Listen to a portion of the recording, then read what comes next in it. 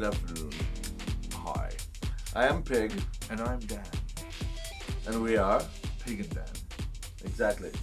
And we're here in a wonderful, Thursday afternoon, in a lovely studio. I'm going to show you a bit of our creative process. We're going to break it down basically into what 2 parts. Piggy does and what Danny does. You can't do the pig as well as I do. Well, Anyways, we're attached. my process. Yes, my time is good. My process is more of a creative process. So, we'll start basically. We have our Logic. We open our Logic, and usually what I do is I'll directly sample a kick drum.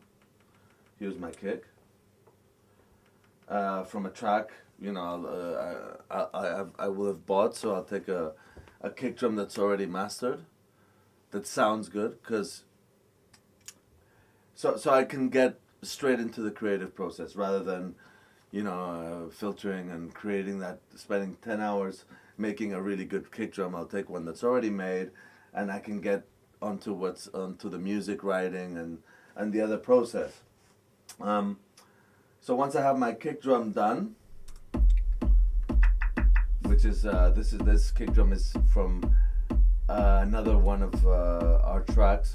I don't know exactly which one, but it's one that sounds good. It's got the subs in it, and it's got the high end sort of click that you can hear it through the whole track. Okay, so then I'll go. Usually I'll use either have a TR8 to write my hi-hats.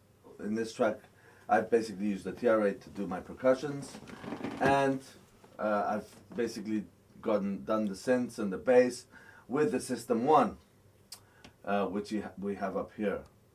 So, a lot of times I'll just work on one.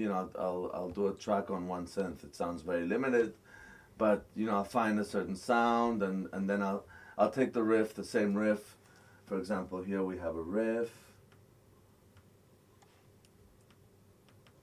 Open it up, and I'll make my little. I'll paint in my riff because I'm not a musician, so I do my riffs usually through the arrangement. I draw them, and then I'll start just cycling through different sounds till I find one that I like. Here's the riff. So in this example, we basically have a nice little pad. Usually I'd have the System 1 with me, the actual controller, and I'll play with here I haven't automated it, but what I do is I'll automate it live, but I'll record it directly into audio. I'm not so into media automation. We don't play our tracks live. We always play our records live. So we rather record the live sessions without. I mean, I could record the automations on the Logic, but I don't. I mean, because I've lost so many things with media in the past that I believe that once I have it in audio, it's cemented. I'm not going to lose it, and it's just a way of working. So I'll have the pad. I'll have my bass drum going. Where is it here? I'll have, for example, my hi-hats, that I've done on the TR8, and I'll start, automating that track for, let's say, 5-6 minutes. Putting in delays, playing around with the auto filter, maybe changing the wave. Here I'm doing it with the self filtering slowly.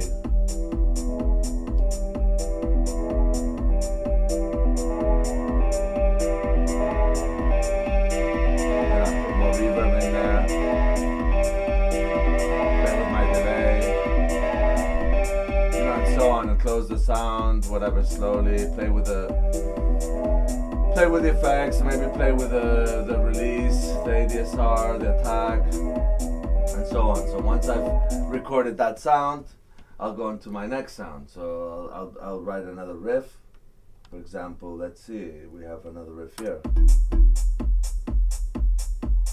That's just a little part. Again, I've got it on the system 1, and again, I'll play with it. I'll open it, I'll close it, just to give it that mobility, you know.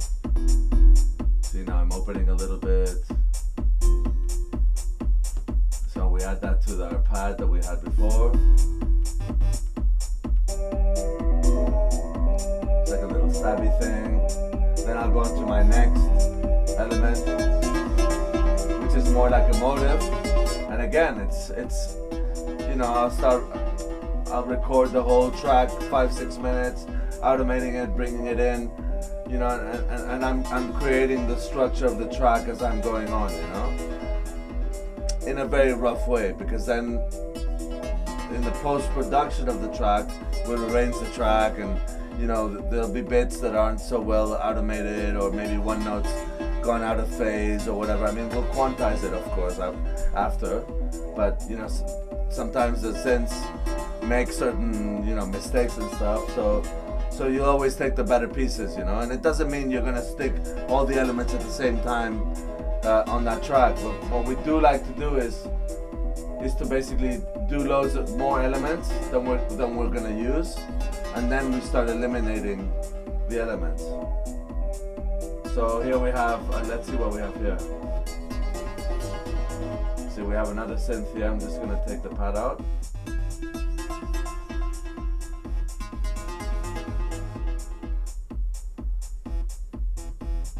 So this, for example, will come in sometimes, and it's to give it, that movement. We like to do. We'll build around a main riff, and then we'll put all these little, these little things to make it more interesting. And then here, for example, I have another track, but I don't have it on a synth. I think it's the riff of the motive, but it's more like a solo. If you see here, it's a hell of a lot of notes. See, it's more like a solo thing. Well, I think that's the riff, the main riff.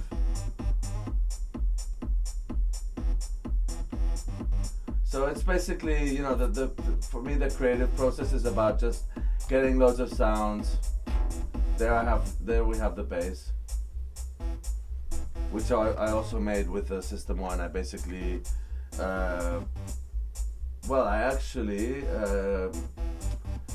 what I'll do is I'll record a bass line, and then I'll put a high cut EQ on it to about 200 or 150 to get just to get those sub frequencies. I mean, it depends what sort of bass you want to do. In this sense, in this track, it's more of a sub bass. So by having that sub bass, I'm leaving more room for the synths on top.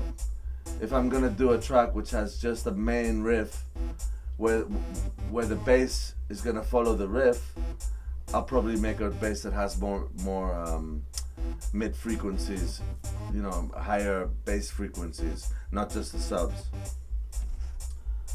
And that's basically it. I mean, it's not, it's just, it's like a game, it's different layers, and then once you have all the stuff, you basically select what you really want, and you start eliminating.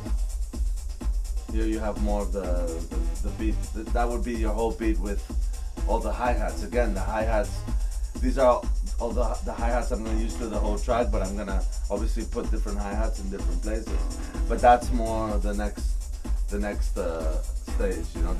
This is the creative stage where you get your really, really rough draft. If you were cooking, it's like you're getting your ingredients together, and then you're gonna cook a pasta, and you have your meat, your tomato sauce, your onions, a bolognese, for example, and then you have all your spices and your onions and your garlic, but you don't know if you're gonna put a bit of sage or a bit of chili in there to spice it up or whatever, but that's basically it. It's the really rough,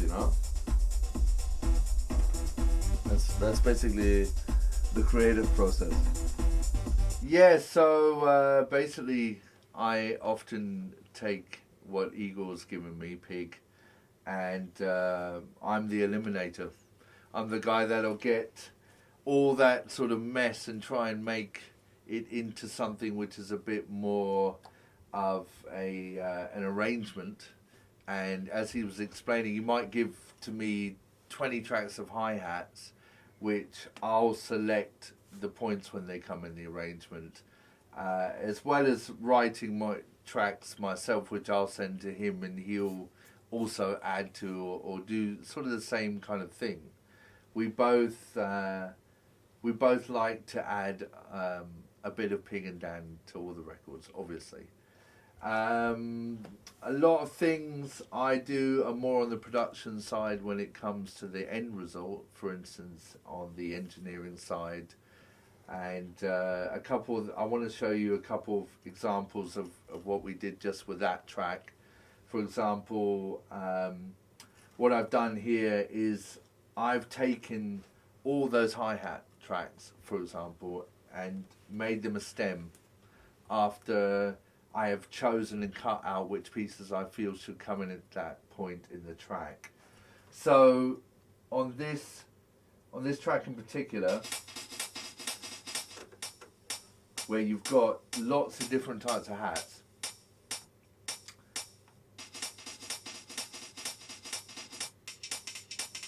loads of different types of hats.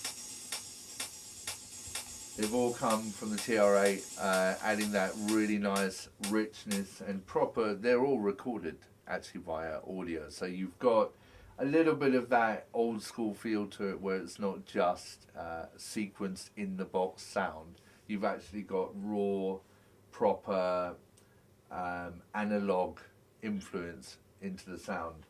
One thing I would do often when it comes to things like hi-hats is I'll take a tape emulator.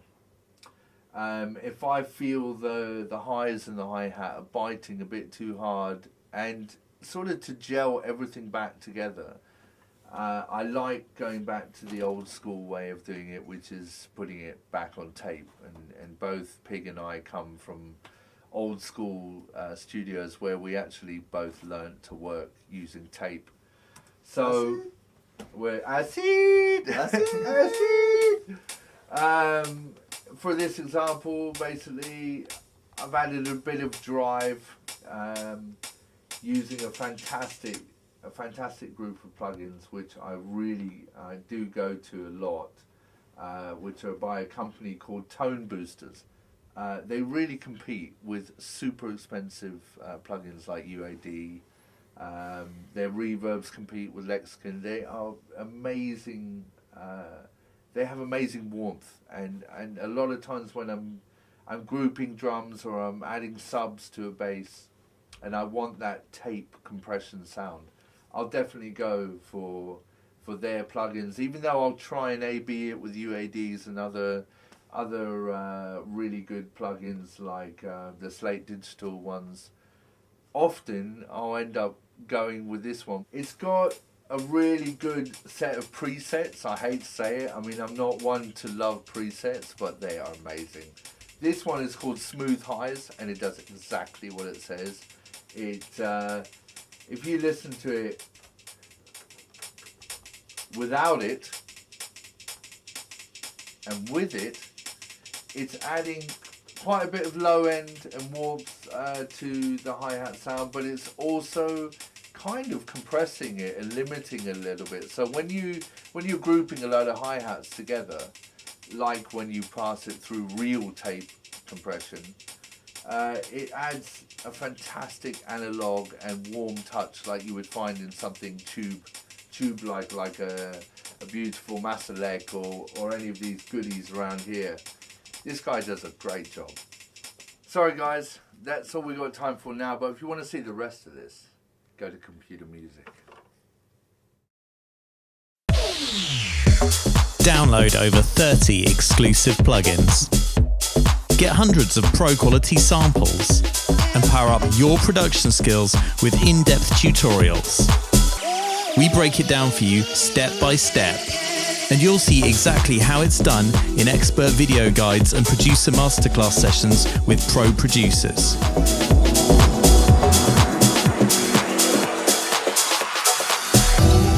Get all this and more with Computer Music Magazine every month on iPad and iPhone, PC and Mac, Android, and in print.